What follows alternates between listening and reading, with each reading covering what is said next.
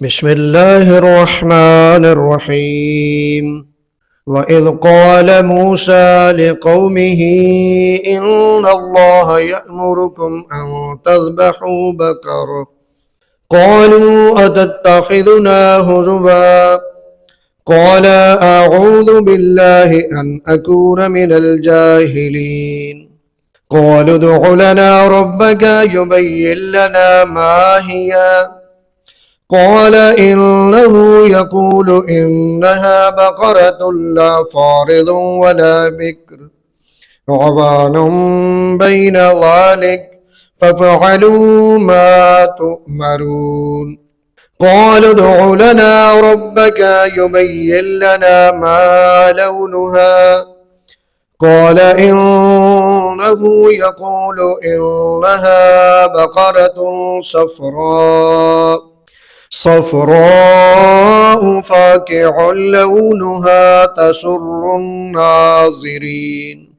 قالوا ادع لنا ربك يبين لنا ما هي إن البقرة تشابه علينا وإنا إن شاء الله لمهتدون. قال إنه يقول إنها بقرة لا ذلول تثير الأرض ولا تسقي الحرث مسلمة لا شية فيها. قالوا الآن جئت بالحق فذبحوها وما كادوا يفعلون.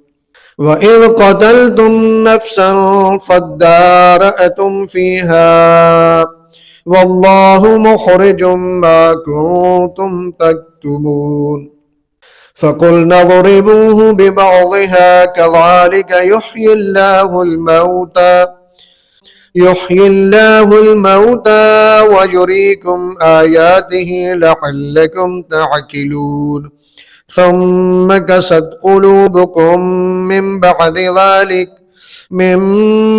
ذلك فهي كالحجارة أو أشد قسوة وإن من الحجارة لما يتفجر منه الأنهار وإن منها لما يشقق فيخرج منه الماء وإن منها لما يهبط